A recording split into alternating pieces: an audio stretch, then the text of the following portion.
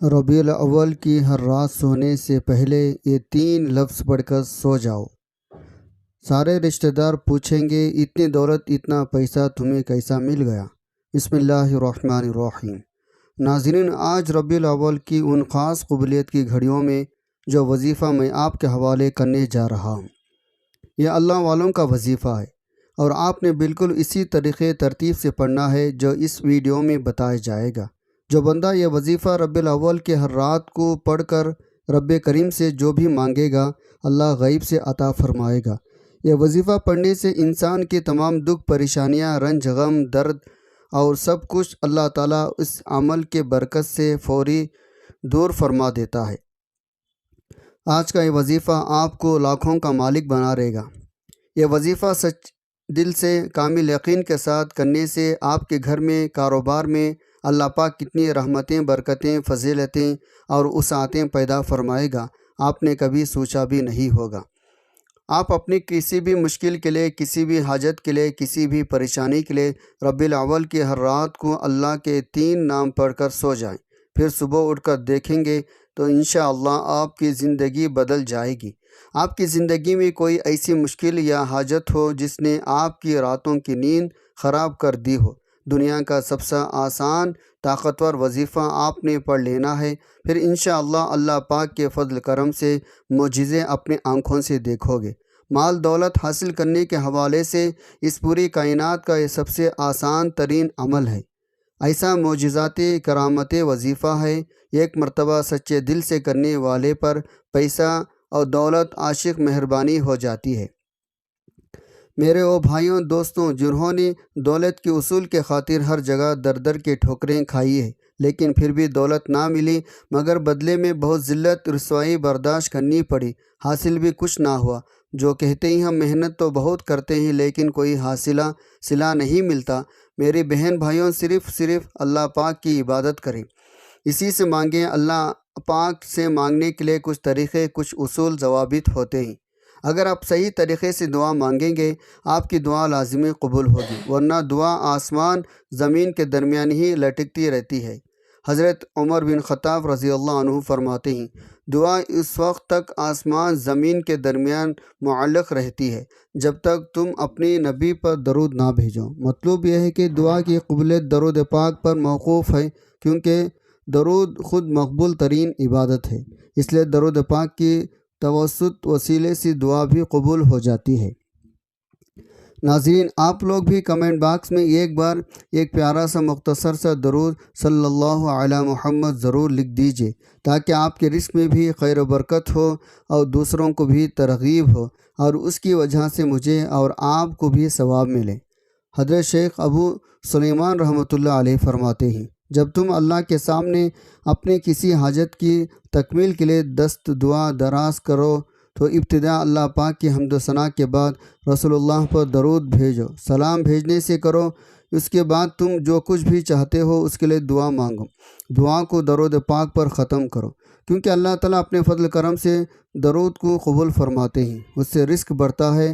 حضرت علی رضی اللہ عنہ سے مروی ہے، دعا اللہ تعالیٰ سے حجاب میں ہے جب تک محمد صلی اللہ علیہ وسلم اور ان کے اہل بیت پر درود نہ بھیجا جائے۔ ناظرین، آج یہ وظیفہ بتائے گئے طریقے کے مطابق پڑھ کر دعا مانگیں۔ میں یقین سے کہتا ہوں آپ کی ہر دعا قبول ہوگی، آپ لاکھوں میں نہیں بلکہ کروڑوں میں کھلیں گے۔ اللہ پاک آپ کو عطا کرے گا، آپ کی عقل دنگ رہ جائے گی۔ آپ نے دعا اپنے اوقات دیکھ کر نہیں بلکہ اپنے رب کی شان دیکھ کر مانگنی ہے۔ وقت کی نزاکت کو مد نظر رکھتے ہوئے آئیے ناظرین آج کی اس بابرکت عمل کی طرف چلتے ہیں، لیکن اس سے پہلے کہ اگر آپ اس چینل پر نئے ہیں اور آپ نے ابھی تک اس چینل کو سبسکرائب نہیں کیا تو خدا را اس چینل کو ابھی سبسکرائب کر لیں، کیونکہ ایسے بہت سے وظائف، بہت سے اعمال آپ کے حوالے ڈیلی بیسک پر کرتا رہوں گا انشاءاللہ۔ اس وظیفے کو آپ نے کرنا کیسے ہے؟ یہ وظیفہ آپ فجر کی نماز کے بعد بھی کر سکتے ہیں یا کسی بھی نماز کے بعد کر سکتے ہیں، لیکن اگر رات کو عشاء کی نماز کے بعد سونے سے پہلے آپ اس عمل کو کریں گے تو اس میں آپ کو زیادہ فائدہ ہوگا، کیونکہ اس وقت ایک تو بالکل تنہائی ہوگی اور آپ کو کوئی تنگ کرنے والا بھی نہیں ہوگا۔ آپ ایک معمولی بنا لیں۔ آپ روزانہ رات کو سونے سے پہلے اس عمل کو کریں گے۔ آپ نے وقت تبدیل نہیں کرنا۔ مثلا رات کو سوتے وقت آپ یہ عمل کریں گے، آپ نے اسی وقت اس عمل کو اگلی رات بھی کرنا ہے۔ اب عمل کیا ہے؟ عشاء کی نماز کے بعد رات کو سونے سے پہلے باوضو ہو کر آپ نے سب سے پہلے نبی صلی اللہ علیہ وسلم کی ذات مبارکہ پر درود پاک پڑھنا ہے۔ درود پاک آپ کون سا بھی پڑھ سکتے ہیں۔ آپ چاہے تو آسان چھوٹا مختصر سا درود صلی اللہ علیہ وآلہ آلہ وسلم پڑھ لیں یا صلی اللہ علی محمد پڑھ لیں، لیکن اگر آپ درود ابراہیمی پڑھتے ہیں تو یہ زیادہ فضیلت برکت والا ہے۔ ایک بار ثواب کی نیت سے درود ابراہیمی میرے ساتھ بھی پڑھ لیں۔ اللہم صلی علی محمد وعلی آل محمد کما صلیت علی ابراہیم وعلی آل ابراہیم انک حمید مجید۔ اللہم بارک علی محمد وعلی آل محمد کما بارکت علی ابراہیم وعلی آل ابراہیم انک حمید مجید۔ جب آپ درود پاک پڑھ لیں اس کے بعد آپ نے اپنے خاص مقصد کی نیت کرنی ہے۔ آپ کرائے کے مکان میں رہتے ہیں، آپ اپنا ذاتی گھر خریدنا چاہتے ہیں، اس کی نیت کر لیں، مجھے میرا ذاتی مکان مل جائے۔ یا آپ کے کاروبار میں مسائل ہیں، پریشانیاں ہیں، آپ اس کی نیت کر لیں، میرا کاروبار اچھا چل پڑے، میری ساری پریشانیاں ختم ہو جائے۔ آپ کے اولاد آپ کا کہا نہیں مانتی، اپنی مرضی کرتی ہے، اس کے لیے پڑھ لیں۔ نافرمان شوہر کے لیے پڑھ لیں۔ آپ اپنے بچوں کی شادی کہیں اچھی جگہ کرنا چاہتے ہیں، یا آپ کے بچوں کا رشتہ نہیں ہو رہا، لوگ آتے ہیں دیکھ کر چلے جاتے ہیں، آپ اس کی نیت کر لیں، میرے بچوں کی شادی کہیں اچھی جگہ پر ہو جائے۔ غرض آپ کا جو بھی مقصد ہے، جو بھی حاجت ہے، جو خواہش ہے، آپ مانگ لینا۔ آج اگر آپ کو لگتا ہے میری فلاں خواہش ناممکن ہے، وہ کسی صورت بھی پوری نہیں ہو سکتی، تو آج اپنے مقصد کی نیت کرتے ساتھی فوری طور پر آپ نے ایک بار اعوذ باللہ من الشیطان الرجیم بسم اللہ الرحمن الرحیم پڑھ کر وظیفے کا آغاز کرنا ہے۔ اور سب سے پہلے نمبر پر جو وظیفہ آپ نے پڑھنا ہے وہ وظیفہ مکمل خاموشی، سکون، اطمینان سے اللہ پاک کی مبارک ناموں کا پڑھنا ہے۔ وہ مبارک نام یا وہاب، یا رزاق، یا باسط کو پڑھنا ہے۔ آپ یا وہاب، یا رزاق، یا باسطو کو ملا کر پڑھیں گے تو ایک شمار ہوگا۔ آپ نے مکمل سکون کے ساتھ، دھیان کے ساتھ پڑھنا ہے۔ اور آپ سارا دن گناہ کرتے ہیں، اللہ تعالیٰ کی نافرمانیاں کرتے ہیں، جو کافر ہے اللہ تعالیٰ تو ان کو بھی رزق، مال، دولت عطا کرتا ہے، کیونکہ وہی تو دینے والی ذات ہے، وہی وحدہ لا شریک ہے، وہ بے نیاز ذات ہے۔ اس کی ذات سے آپ جب مانگیں گے تو وہ کیسے عطا نہیں کرے گا۔ آج آپ نے اللہ تعالیٰ کے مبارک نام پڑھ کر اللہ سے مانگنا ہے۔ آپ نے نام کیسے پڑھنے ہیں، کتنے بار پڑھنے ہیں، توجہ کیجیے گا۔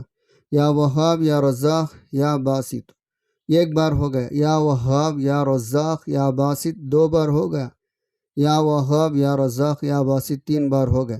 اس طرح سے آپ یا وہاب، یا رزاق، یا باسط کو اپنے دائیں ہاتھ کی انگلیوں پر پڑھ لیں یا تسبیح کے دانوں پر پڑھ لیں۔ آپ نے صرف 11 بار پڑھنا ہے۔ آج جو بندہ ربیع الاول کے مہینے میں مال و مال ہونا چاہتا ہے، محمد مصطفیٰ کے مہینے میں اللہ سے اپنی ہر بات کو منوانا چاہتا ہے، اپنے گھر کی تمام پریشانیوں کا سر سے خاتمہ چاہتا ہے، تو ربیع الاول کے ہر رات یہ وظیفہ پڑھ لیں۔ ایسے معجزات ہوں گے، ایسے غیبی مدد آئے گی، آپ کو خود بھی سمجھ نہیں آئے گا آپ کے ساتھ ہو کیا رہا ہے۔ جب آپ یا وہاب، یا رزاق، یا باسط کو 11 بار پڑھ لے، اس کے بعد دوسرے نمبر پر آپ نے کون سا وظیفہ پڑھنا ہے؟ دوسرے نمبر پر آپ نے قرآن پاک کی سب سے پہلی سورت پڑھنی ہے۔ بہت لاڈلی سورت ہے، آپ نے سورہ فاتحہ کو پڑھنا ہے۔ یہ سورت دولت کے حوالے سے بہت خاص ہے۔ اگر دیکھا جائے تو آج ہر دوسرے بندہ پریشانی میں مبتلا ہے، کوئی رزق کی وجہ سے پریشان ہے، کسی کی بیٹیاں جوان ہو رہی ہے، وہ اپنی بچوں کے نصیب سے ڈر رہا ہے، رشتے نہیں آ رہے۔